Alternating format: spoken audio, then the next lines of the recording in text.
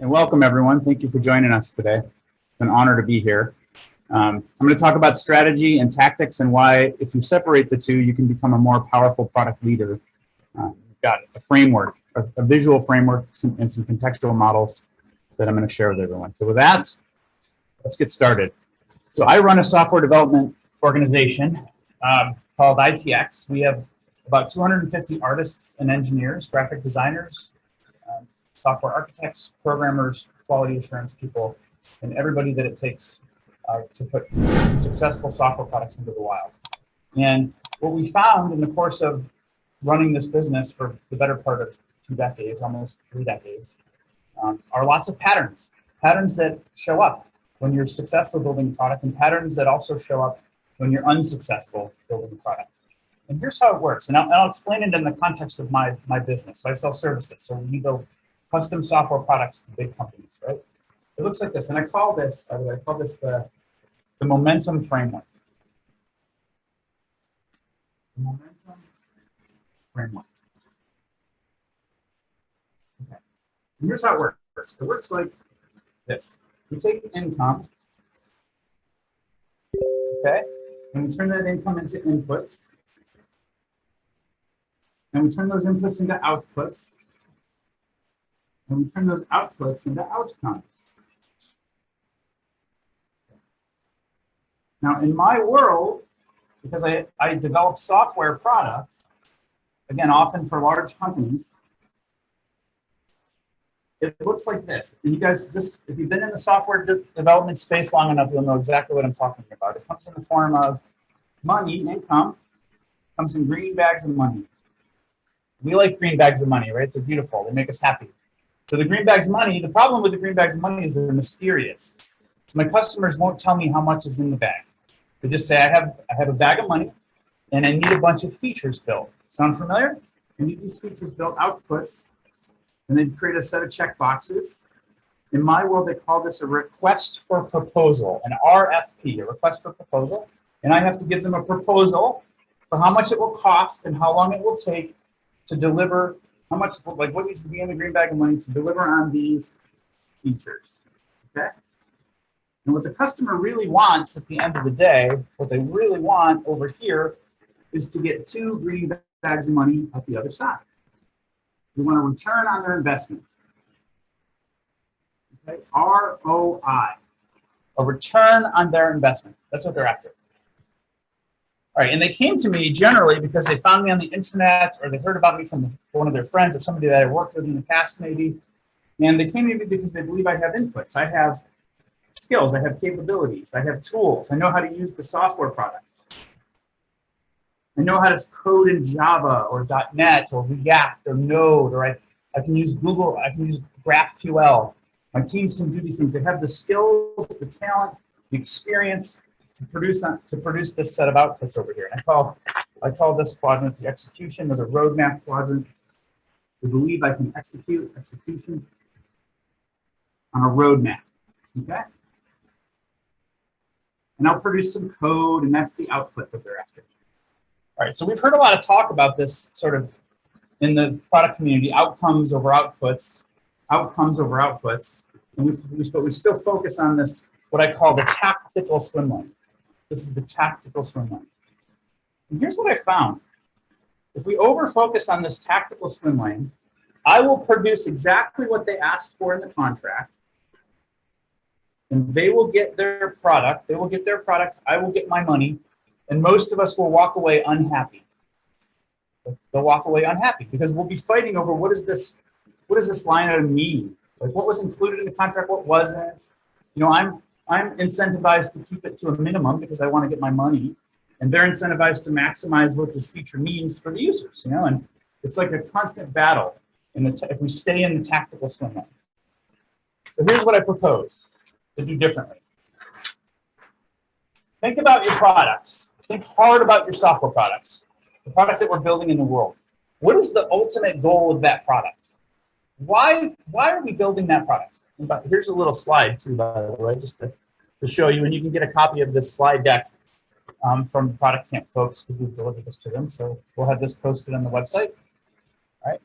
So this is the tactical swim lane. So why do your customers actually come to you? Why do they want this product to be built? And in most cases, the purpose of the software product is to actually change some sort of human behavior. Yeah, it's to change human behavior. And ultimately what we want is for that human on the other side of the screen in the software world, what we want is for that human to become an advocate. An advocate. And we want behaviors that are advocacy behaviors. We want to see that the person's an advocate. Now, this is a strange word, and it's a hard word. It's not exactly the right word that I need, so I'm going to redefine it for you. In some cases, I've seen my clients and my customers use other words like champion or net promoter or ambassador or whatever you want to use. But what I mean, and I want to be specific with this word, what I mean when I say advocate is one who invests in our collective future. One who invests in our collective future. Now, this is really important. It's really important for all businesses to think this way because this is our ultimate strategic goal. But it's super important in the product space. And why is that? Because we can't build a great product without these people. I'm going to prove that to you. You can't build a great product without these people in your ecosystem who are advocates for the product, like they care about its future. And I've asked hundreds of CEOs and hundreds of product leaders over the last several years, actually over the last couple of decades, what it would mean, like what would the world look like if we had these people in our ecosystem? And this is what I get. This is a collection of answers that I typically get from CEOs. The first thing I always hear is, well, they'll promote us. They'll become our marketing engine. Yeah. Our best customers, the ones that are the happiest with our products, they will market for us for free. It's amazing. It's amazing. What else do they do? Well, they also give us feedback, positive feedback. Why is that important? Why do we need positive feedback? What does that do for us? Well, I believe positive feedback is fuel for your culture. It's what gets your people up with a spring in their step. And if you want innovation from the people that are building the product, you better show them how it's changing the world for others. And there's social science behind that. There's the self-determination theory, the work of Mihaly Csikszentmihalyi. There's social science that proves this. Like people care about this thing called doing work for others. Like positive feedback, it's fuel for your culture. You need it. What else? You also get this thing called constructive feedback from them. Constructive feedback. Why is that important? Well, it turns out you can't really build a great product without this constructive feedback. You can't. Here's the thing. People in your customer ecosystem that have negative feedback for you, if they don't care about your future, what do they do with that feedback? They give it to everyone else. They tell everybody else in the world how bad you suck. But your greatest customers, your advocates, what do they do with it? They take the time, they spend the time to write a 2-page diatribe about how bad you messed up their day and what you can do to fix it. And it's gold. You need to teach your teams to celebrate when you get constructive feedback, positive or negative feedback. When you get that feedback from customers, that's a sign that they actually care about your future. And you should learn to celebrate that.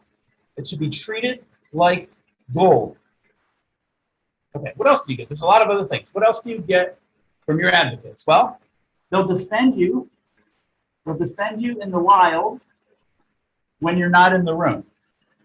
Here's an example of that. Like, I ask roomfuls of CEOs, I ask them a simple question. Are you an iPhone or an Android person?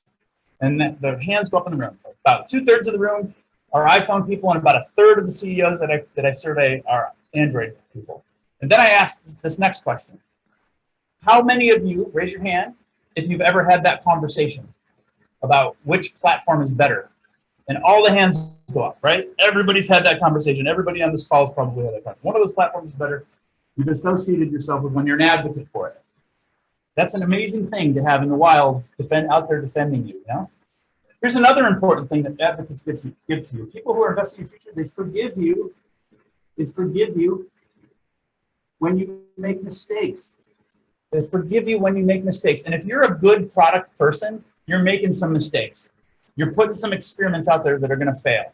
You're going to make mistakes. You can't move fast if you don't make some mistakes. Now, you want to control the risk, and you want to control the number of mistakes that end up in the wild, but you're going to make some mistakes. Your best advocates, they forgive you, which, by the way, makes them candidates for this amazing thing that we need in the product space. This is one of the triggers that helped me figure this framework out. We need beta testers. We need beta testers. But we don't need any beta testers. What kind of beta testers do we need? We need beta testers who care about the future of the product. The passionate users who sign up to be beta testers who will test our product for free.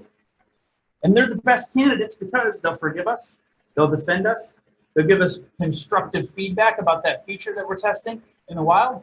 They'll give us positive feedback. They'll give us positive feedback, which lends us credibility for the future. They lend us credibility for the future. All right. The most important thing you get from your advocates isn't even on the list yet. It's not even on the list yet. What is it? Ideas. And here's the problem with ideas. If you're a product person and you've been in the product space long enough, you know that this is true. So I'm going to draw it like a light bulb, right? Ideas is the most important thing you get from your advocates, because ideas, even though if you've been in the product space long enough, you'll know this to be a universal truth. Most of the ideas you get are crap. Most of the ideas that you get aren't useful. But some of them turn into those innovations. And innovations, the creativity that comes from your team leads to innovations. And innovations only come from ideas. Ideas only come from people. And really, they only come from people who care about your future. Because if they have an idea and they don't care about your future, they're going to file it away or they're going to give it to someone else. So these things right here, and by the way, I'm now extending my definition of advocates beyond the customer base. This is really important to think about.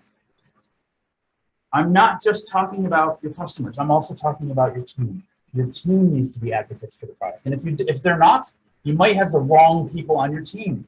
Or you as a leader might not be setting the right vision. And we'll come back to that in a minute. This is really important to think about. Your team needs to be advocates for the product. They need to be exhibiting all of these behaviors as well. And you, as the product leader, your job is to be advocate prime. Advocate prime. And if you're not, get off the bus.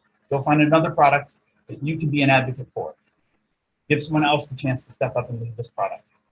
Because you want to maximize the number of advocates in your ecosystem. And by the way, if you look at this chart here, this list of behaviors, these are all behaviors. These are behaviors. And if they're behaviors, holy cow. If they're behaviors, we can measure them. If we can measure them, we have the perfect candidate for what I would call a North Star metric. North Star metric. Boom. How's that feel? Close your eyes for a minute. Seriously, close your eyes. Try it. Close your eyes. Think about this. What would the world look like? What would the world feel like for you if most of your customers were authentically behaving in one of these ways on a regular basis? How would that feel? How much easier would it be to market, to sell, to build your product? Because you got a free-flowing plethora of feedback coming in. You got positive feedback to stand on and feel your culture with. You got ideas that are flowing. What would that look like? How would that feel? Keep your eyes closed and think about this. What would it look like? How would it feel if your employees, your team, the people around you were authentically advocating for the product as I've defined it? They're investing in its future. How much easier would it be to write requirements? How much easier would it be to get ideas, to get a quality product out the door? It's amazing. It's life-changing. So we need this. So this is the North Star metric for any product. And we define it. And the cool thing about software, for building a software product, is you can build features in. You can use Pendo or any number of these very cool tools that are out there to build features in to look for these specific behaviors in your ecosystem. So you can flag people as advocates and come up with a really good metric around advocates. And it's different for every product, but it's going to fall into one of these behaviors and fall into one of these categories. All right, here's something else that's interesting to know.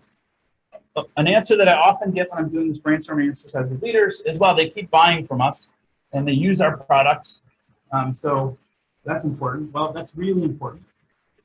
So, but I believe it's a predecessor relationship that I'm going to call the loyalty relationship. The loyalty relationship. relationship.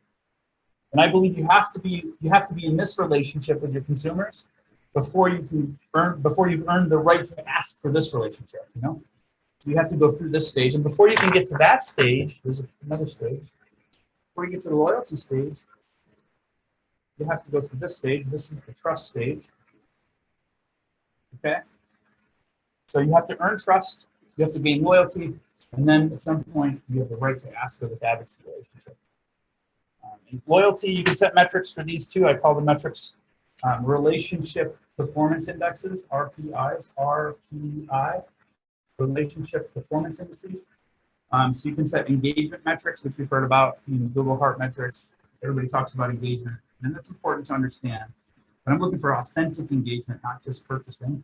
And then you can look for metrics that establish trust, or that demonstrate trust. All right. I call this framework here a ladder, called the relationship ladder.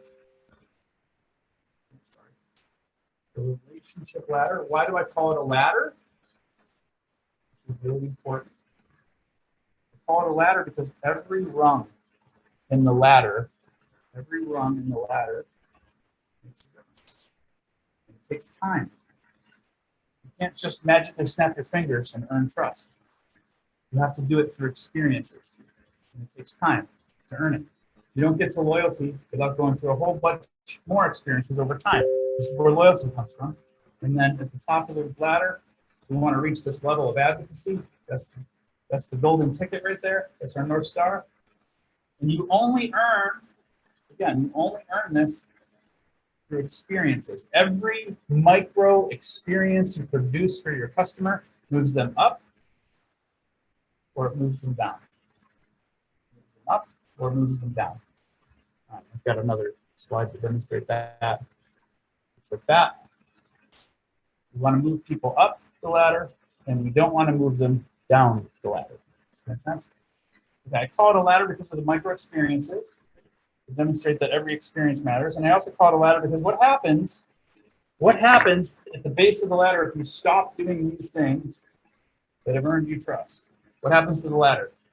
It falls down, right? You lose everything that you took all that time to build. But you have to keep doing the things that made you trustworthy. You have to keep earning loyalty. And then these people become the pool, your most likely pool for people you can turn into advocates. All right, hopefully that makes sense for y'all. All right, so we got a little lost. Let's come back to our framework here. So the momentum framework, separating strategy from tactics. This swim lane at the top, this is what I call our strategy swim lane. Strategy.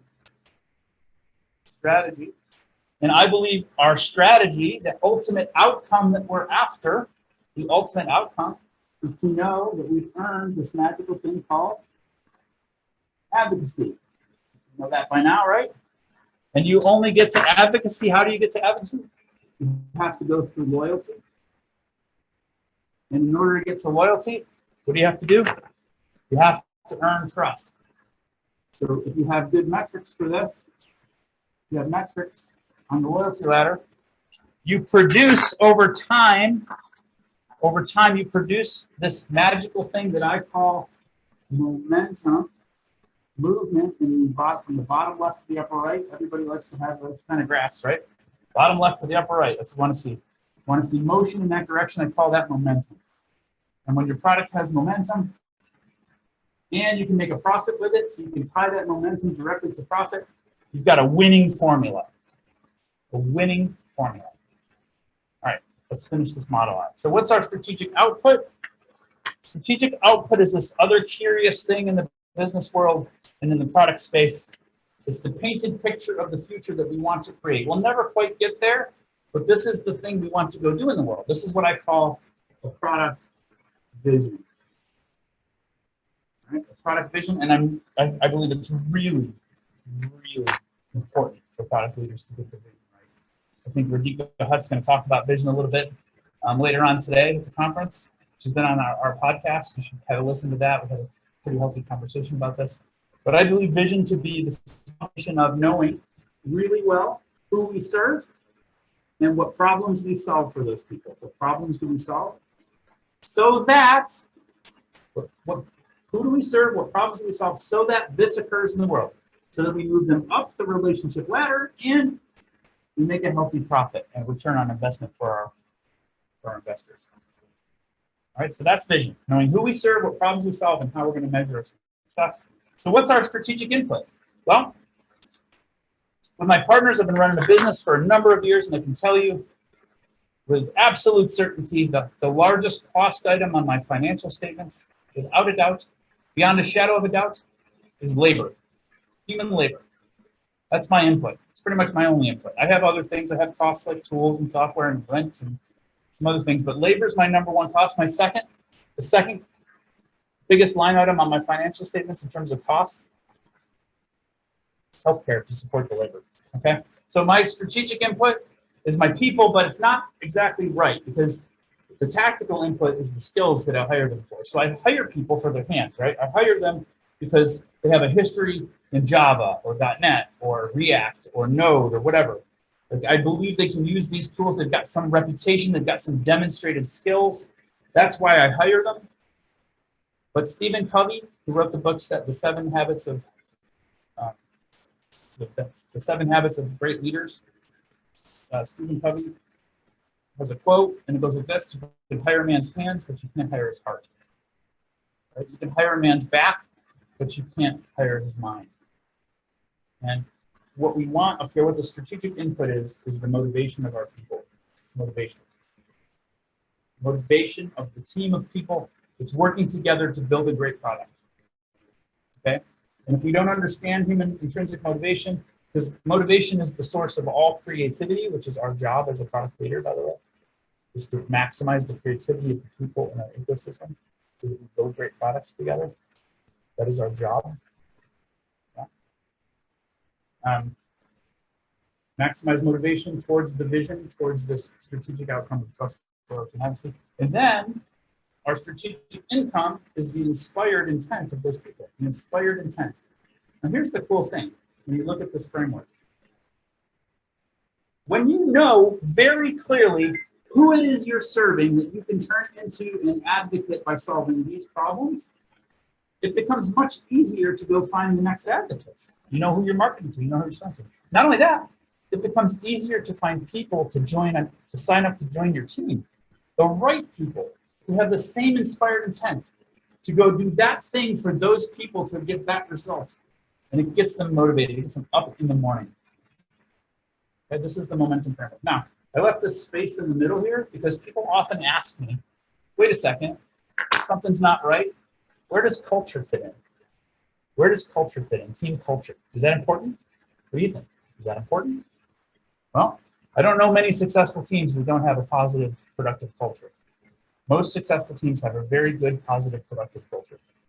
And I believe that culture is this thing in the middle. It's the context that makes our team different than every other team on the planet. It's the context. Culture is the glue that makes the strategy come to life. Okay, because we actually make our strategy come to life through conversation. And these are all conversational tools here. What does an advocate look like? What's our ultimate goal? What does loyalty look like? What's trust look like? What's the vision for our product? We do these things through conversations with our teams. And that's where your culture lives, in the conversations that are occurring in the hallways, in the in-between spaces. It exists in how you talk to your customers, how your customers talk to you. You know, it exists in how your team talks to each other. These are really important things. Culture is the glue. It ties your strategy, brings your strategy to life through the tactics. All right, now, another thing to think about here, and I'm going to show this to you in a different way. And by the way, here's the slide for this, and I'll get you guys all this slide as well. Looks like that. Fully built out. You can get a copy of that if you want it. If I haven't bored you to death by now. All right. So here's what I believe. The number one job of a product leader is to make sure the vision's right. The number one job. To know that the vision's right. And you'll know it's right ultimately in the long run when you can actually see these metrics, these relationship performance indices going up. But that's your job. Get the vision right. Do we know who we're serving really, really well? Have we clearly articulated and defined our persona sets? Have we prioritized them, stack ranked them? Do we have a good understanding of who we're serving with this product? Do we really know what problems we're solving? I did a very cool podcast with Tony Olek a couple weeks back that we published about the jobs to be done framework and how you can use that to actually stack rank the problems that you're solving for your consumers. Very important. So clarify, who are we serving? What problems are we solving so that we earn trust, loyalty, and efficacy? Your second job is to make sure your team is motivated by that vision. That's your second job as a product leader. Make sure the team is motivated by that vision. Because if they're not, you have one of two problems. Either the vision's not well stated, it's not well articulated, you don't have clarity around who you're serving and what problems you're solving, or the team's not motivatable by that vision, and you need to get them off the bus. And you need to go find people with the right inspired intent. You with me? That's your job. Get the right people on the bus to maximize their motivation towards that vision. Your third job is to make sure that people have the right skills to do the thing that you need to do. Okay, so, and they need to be growing and learning. You need to have a growth mindset, and everybody on your team needs to be growing. It's a part of motivation. And understanding how capabilities work and skill sets work, you need to know that you've got a powerful team with the right tools, you've got the right, everything that they need to actually, the right knowledge, the right skills to deliver on that product. And fourth job, all right, if you're a great product leader, when you set this up right, you've got a way to prioritize features because we know who we're serving and what problems we're solving for them. We've got some metrics that'll show us that we're strategically successful. This is where OKRs fit in, by the way. So we have our long-term objectives, and we can create short-term objectives around the problems that we're solving. We can set OKRs around this. And then we can see that those OKRs are being met in our execution plan. Okay. If you're doing a great job, you've got a clear vision. If your leaders have a clear vision, a motivated team, and they're highly skilled, right? The fourth job is to get out of their way and just monitor for waste. Don't micromanage. No micromanagement. Get out of their way. Let them kill it. Get out of their way. How's that feel? All right. Strategy and tactics. I'm going to show this to you one more way. One more way. We're going to do a framework, and then we're going to take a little break and ask questions. All right. Strategy and tactics. This is the title of the talk, right? Strategy and tactics. I think what often happens in the business community, in the business world, is that we muddle these two things. And if we go back about 3,500 years to Sun Tzu, there's a quote floating around the internet. It goes like that: strategy without tactics, that's the slowest path to victory. Slowest path to victory. But tactics without strategy, that's the clanking of swords you hear right before defeat. It's the noise you hear before defeat, before the enemy climbs over the wall and stabs you in the heart. So what Sun Tzu was telling us 3,500 years ago is just as salient today, especially in the product world, is that we need both. We need both strategy and tactics. And I believe we need to separate the two in order to maximize our success. We need to separate the two in order to maximize our success. Okay. And how do we separate these two? Well, we've got to clearly understand each one of them. So how do we understand each one? Well, what is strategy? Strategy is the combination of, I believe, having a clear, articulated vision, knowing who we serve, what problems we solve, and how we're going to measure our success. Okay, and in addition to that, we'll know when we have a good strategy. We'll know we have a good strategy because the team will be motivated by that strategy. And Sun Tzu talks about this a little bit in The Art of War. He believed that I don't care how good your vision was, if your team's not signed up to get after that vision, how far are you going to get? How far are you going to get? Not very far. We need motivation and vision. And the combination of those two things, I believe, the combination of those two things makes for a healthy, hardy strategy. Okay, next, tactics. Let's break that down into its component part. Tactics. So what are tactics? Well, tactics are those things that we do so that we actually get something out in the world. Like we produce an output that's valuable that will get us an ROI, right? It's the deployment of skills and tools and treasure to execute on something that's going to give us what we call momentum. So, and by the way, I'm going to put the word up here. The strategy and tactics gives us momentum. Right? My double carrots, that stands for momentum. When I write that, it means momentum. Movement from the bottom left to the upper right. Trust, loyalty, and advocacy, and a healthy return on our investment. All right, so tactics. Tactics includes two things. It is the combination of having a clear and executable roadmap, our ability to execute on that roadmap, and having the skills, the talent, the knowledge to produce. All that capabilities.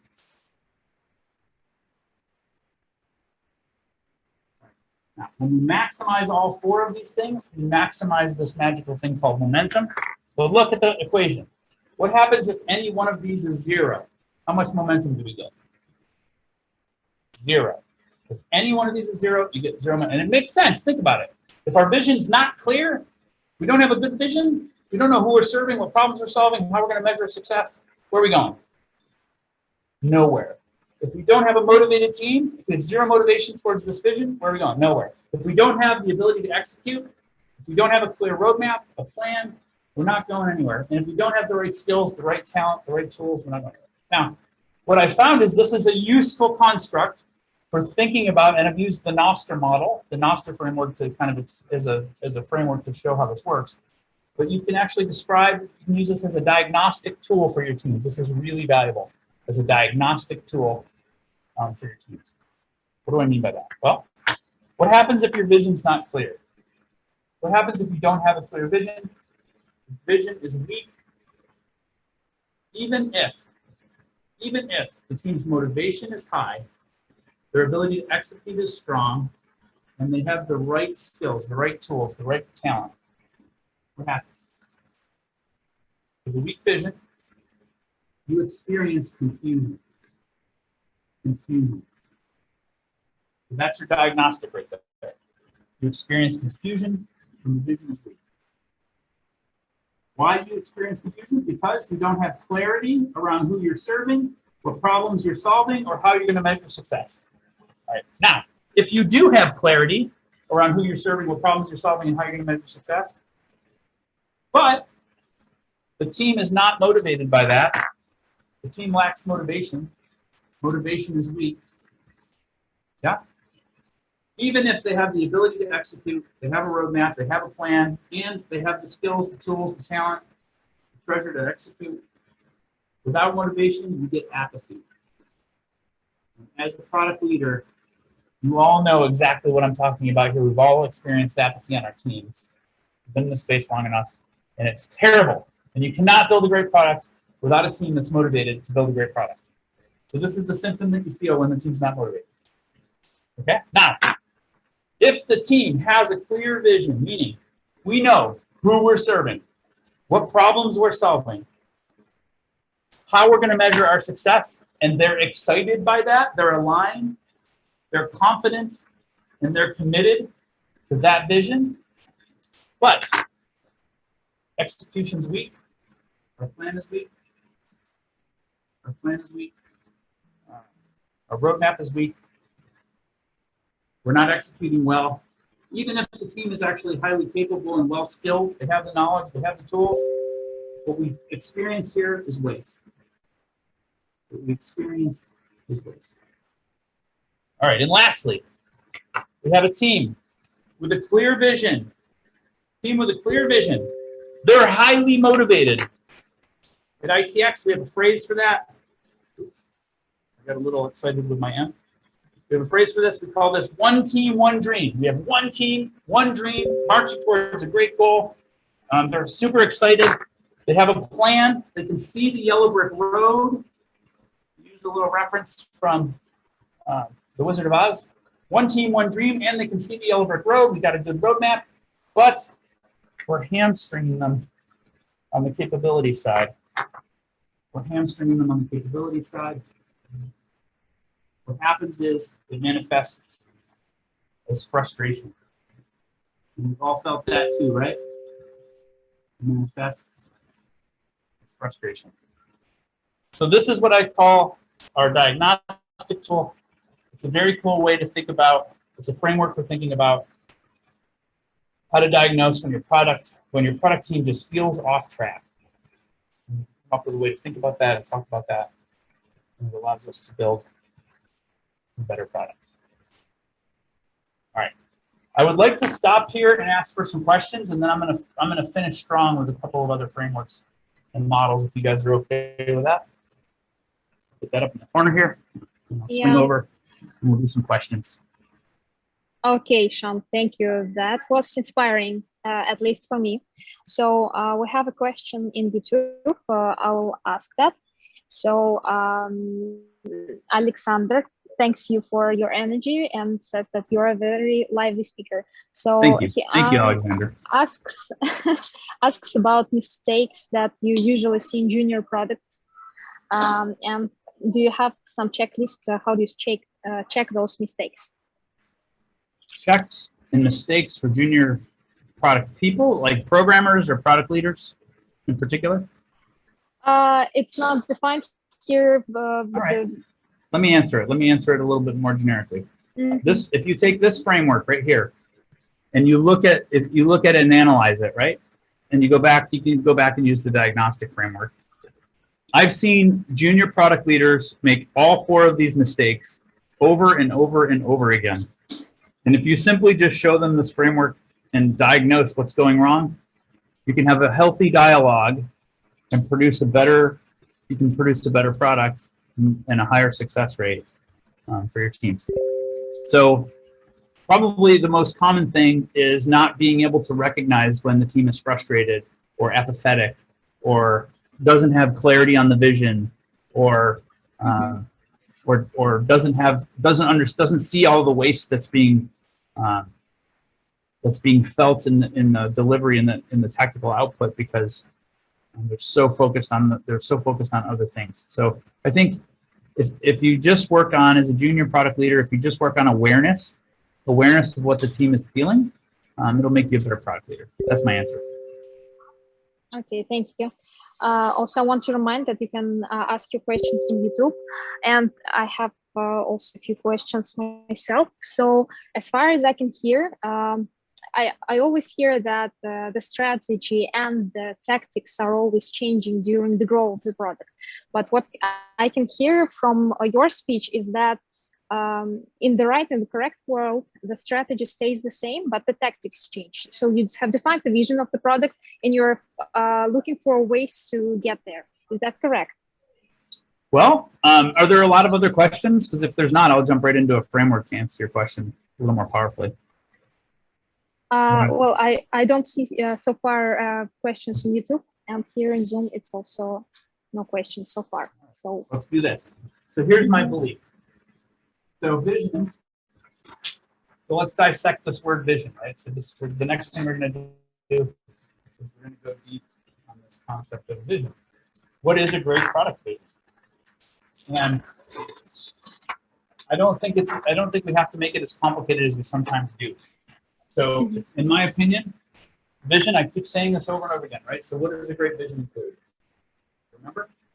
The vision includes 2 key things: an understanding of who we serve, like who are the people in our ecosystem that we serve, and what problems do we solve for them. And this is the ultimate, the quintessential problem of the product manager, by the way, is we get this all messed up, and we have too many dominant players telling us what features to build, what not to build, like yelling at us one thing or another, right? So if we don't have this dominance hierarchy well established, knowing clearly 1, 2, 3, 4, 5, 6, 7, with clarity going this way, like this, we are clear. This is the stack rank. These are the people that we serve first and foremost. This product exists to serve this customer ecosystem.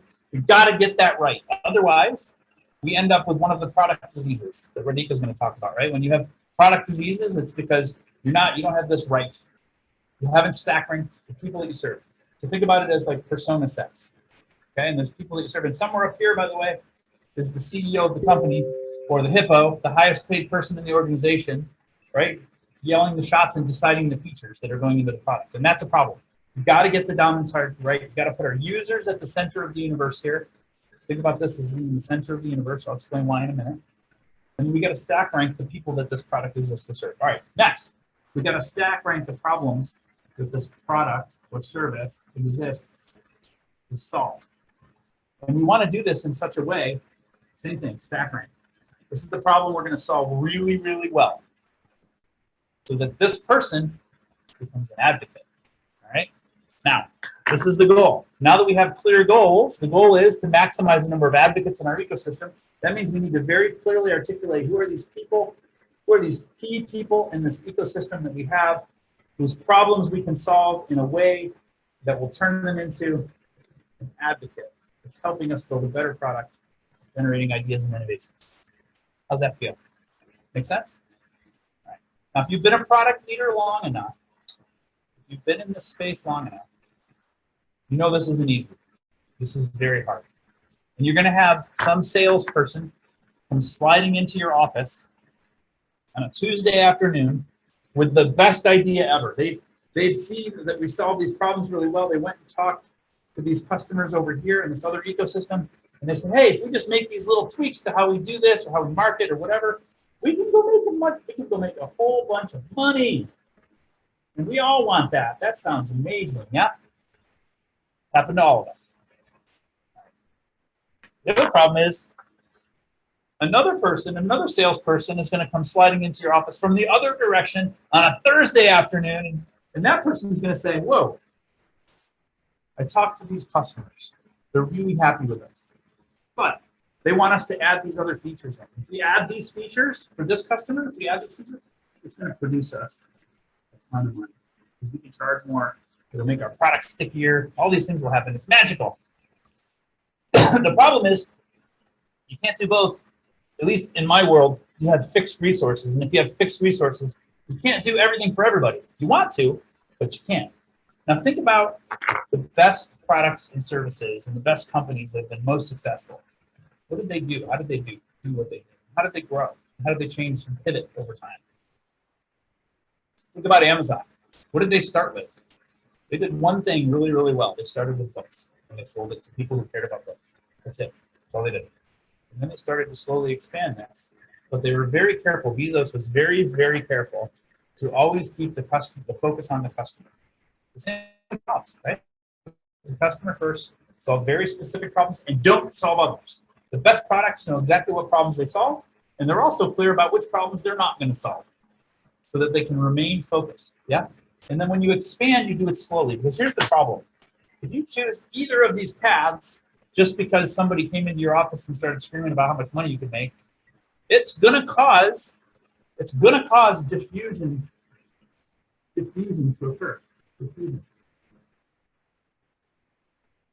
And you won't be able to serve these people that are your core set of advocates as well as you did before. There's no way around that. Feature creep, feature bloat, things are gonna happen. And you're gonna diffuse your ability to serve these people really, really well. So your job, in my opinion, in my humble opinion, as a great product leader, your job is to keep downward pressure, focus, keep downward pressure on only doing things that are going to improve your advocacy base. So when you're thinking about your vision, answer your question. When you're thinking about your vision, only do things that are going to help you expand your advocacy base in a powerful way. How does that feel? Make sense? It's going to look more like that. It's going to be a fuzzy path, but we only want to expand and experiment with things that are going to improve our trust, our loyalty, and our advocacy from the people that we care about.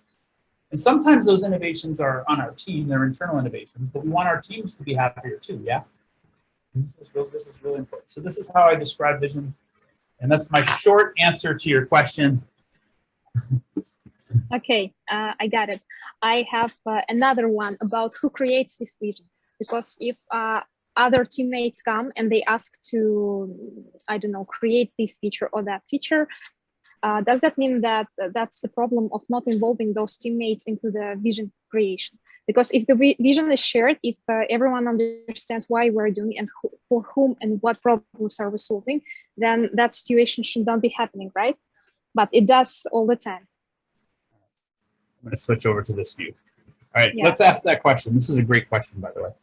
So if you think about, I'm going to answer it in a roundabout way, but I promise I'm going to answer the question at the end, okay? So be patient with me.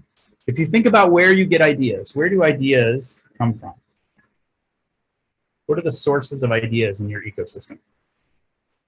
What I believe is there's 4 kind of key sources. You can get them directly from your customers in the form of, going and asking your customers. So you can actively go and ask them. So you can do surveys. You can do customer studies, right? You can go talk to customers.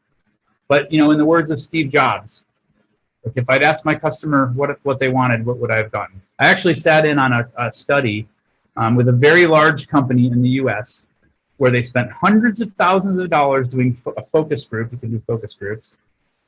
And at the end of it, we were looking at the results and we were so puzzled after spending all this money and spending all this time with customers, and we're looking at ourselves and we're like, we got one insight out of that whole exercise. You know what the insight was? Our customers just want us to get out of their way. That's all. They want us to get out of their way. Scary, right? After spending all that money. All right. So you can also wait for your customers to passively give you feedback. And that's gold, like I said. That's gold. That constructive feedback, there is gold in those hills, and we want to do that. We definitely want to pay attention to this passive feedback. We can also go out into the world and just passively observe. So we can observe the market as thought leaders, as people who understand what's going on, and we can study our customers. We can study them without them knowing that we're studying them. Oops, I misspelled that. It's terrible. Sorry. We can study our customers. We can also look at our analytics and try to derive insights from our analytics. Actually, one of the most important things I think you can do in any product in terms of finding ideas is to comb through the search logs powerfully. Like, what are people looking for in your product?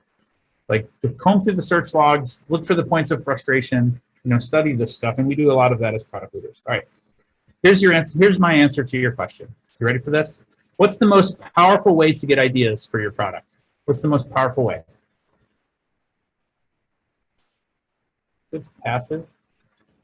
While you're thinking about that, direct to customers and indirect, so in the ecosystem. The best way to get innovations, to get ideas that might turn into innovations, is to take the team, to take the people around your customer ecosystem, the people that are around your customer ecosystem. So if you're in a company, it's the people that talk to your customers most frequently. Because if you think about it, if you ask your customer what they want, they have like one linear journey with you.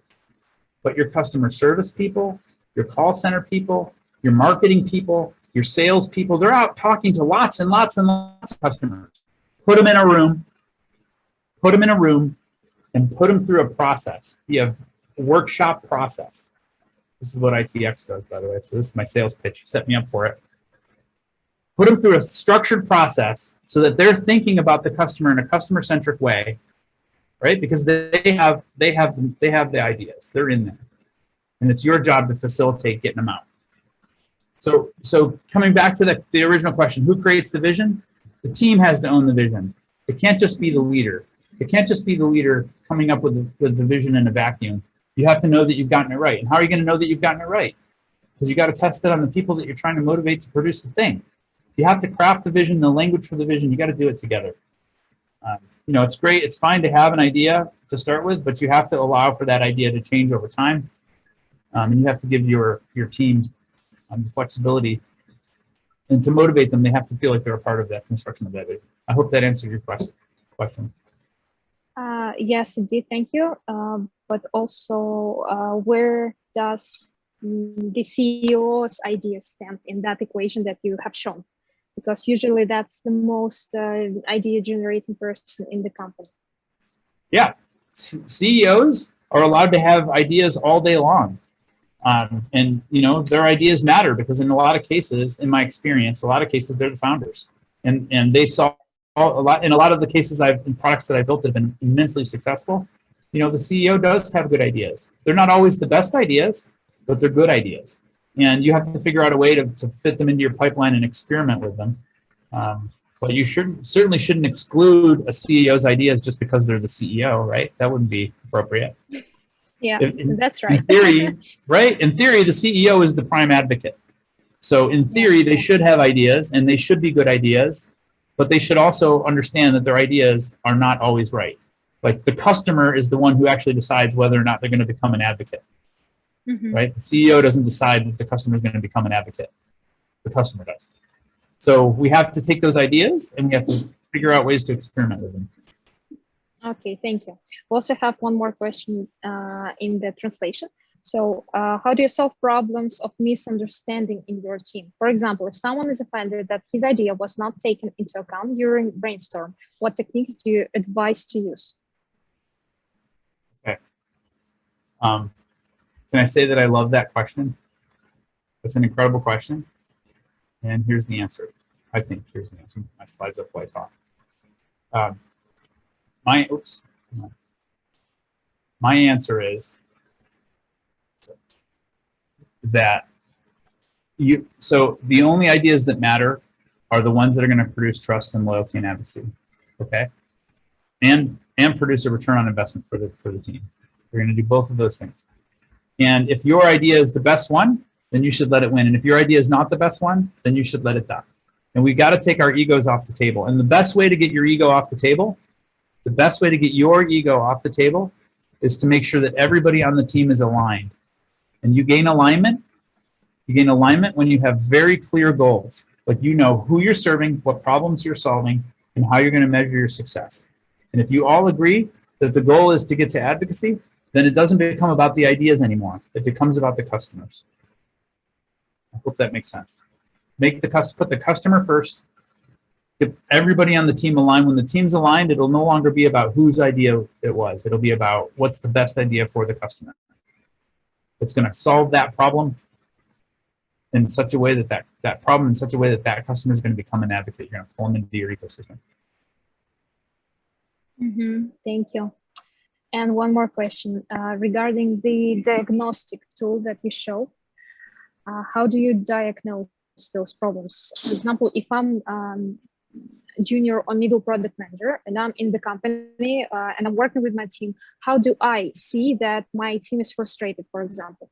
What if I don't see those signals? Maybe there are some tools. How can I check and maybe ask all the teams how they feel and stuff like that? Well, the place to start is just to ask. So what are we feeling? What are we feeling as a team? Maybe have them write down. So here's the 4 words. Which one do you feel in the team, in a scrum meeting, you got a problem, right? So at ITX, one of the things we do is we run these breakthrough meetings where we actually put people in a room and we talk about this stuff. We talk about it openly. So have everybody take a sticky note and write down one of these 4 words. Put them together, measure, which one comes up the most? Okay, now we can work on that. If frustration is the problem, let's analyze that. Why are we frustrated? Let's look at the chart. Why are we frustrated? What is it? Oh, capabilities. Frustration generally means we have a capability problem. Someone on the team's not pulling their weight. We don't have the right tools. We don't have the right timeline. We're frustrated. There's something here that's frustrating us. So let's figure out what it is. Let's work backwards so that we can solve that problem. Look, it's not a perfect answer. This is not a perfect framework. It's not going to solve all of your problems just because you have a pretty little colored chart to help you analyze where your problems are. You have to go deep and you have to do the hard work. Here's the deal with all these frameworks. You guys know who this is? Anybody ever seen this gentleman? Look at that face. That is a beautiful man right there. Beautiful man. You know who he is? George Edward Pelham Box. George Box. You know why George Box is important? George Box, he was a famous statistician. He got a PhD from London University. He went on to run the statistics department at Princeton University. He went on to start the statistics department at the University of Wisconsin-Madison. He wrote several books on statistics. I believe he was a Nobel laureate. He never won the prize, but he was a laureate. He's dead now. He can't win the prize. But George Box, you know why he's famous? Famous statistician, probably the most famous statistician who's ever lived, who you've never heard of. He's famous for this quote. All models are wrong. All models are wrong. Some models are useful. These frameworks that I've given you today, folks, these frameworks are frameworks that I found to be super useful. I hope that you find them useful too, but they're wrong. They're only going to be guideposts for you. They're going to help you make decisions, and they're going to help you make better decisions and motivate your team, but they're not going to answer all your problems. All right. Can I finish up with one more framework? Yeah. I got 3 minutes left, right? Yeah, well, let's begin. I think we can make it. Right. 3 minutes. Let's do it. Here we go.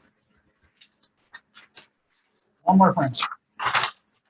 At the beginning of this talk, I told you guys your purpose in life as a product leader is to maximize the creativity of the people that you lead. Creativity is an unlimited resource. It's unlimited.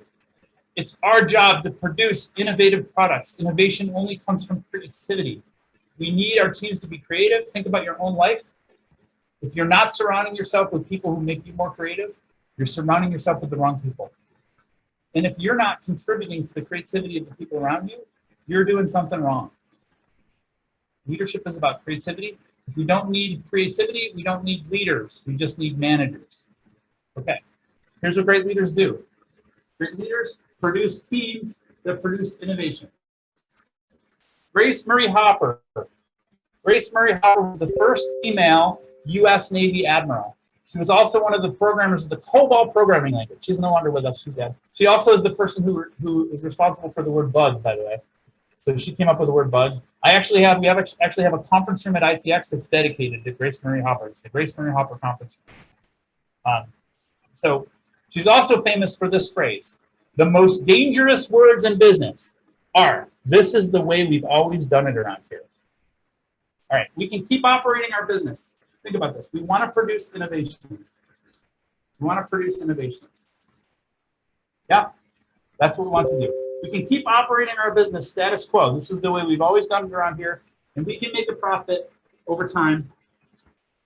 We can make a profit, but we're not going to get any innovations.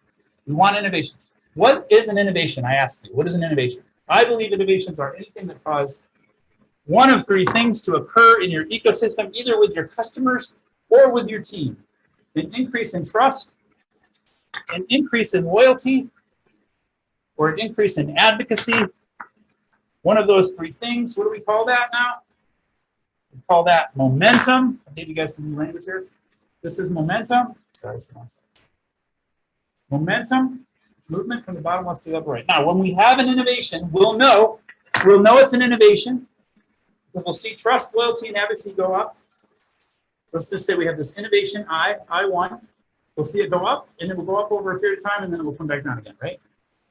We get value for a period of time because it becomes status quo, or our competitors come up with a better innovation, yeah, or they just get bored with it. All right. If we're a really good leader, we'll come up with another innovation that's called innovation 2 over here. Yeah. We'll get value. We get value out of this for a while. We get trust, loyalty, and advocacy going up. That's a good thing. But what do the best leaders do? The best leaders, they create this space. This is what Daniel Goleman calls open awareness. Open awareness. They create this space for innovation to occur. How do they do that? By making the goals clear. By getting the team motivated to produce some innovations that we'll see in the wild. I call this a model for continuous innovation. Continuous innovation to create the space, to create the environment. And what happens is your teams will come up with other ideas, micro innovations. Micro innovations. And the small ones matter just as much as the big ones because they add up. And you get to collect all of this value. And that's our job as product leaders, to produce, to maximize the number of innovations that occur in our ecosystem. With that, I'm going to drop the mic. Thank you, guys. Thank you, Sean. Thank you very much. That was very insightful. Yeah, cool. I enjoyed it. Hope everyone in the YouTube room also enjoyed it. So, and now with that, we are gonna let you go. Thank you for answering my questions and our questions.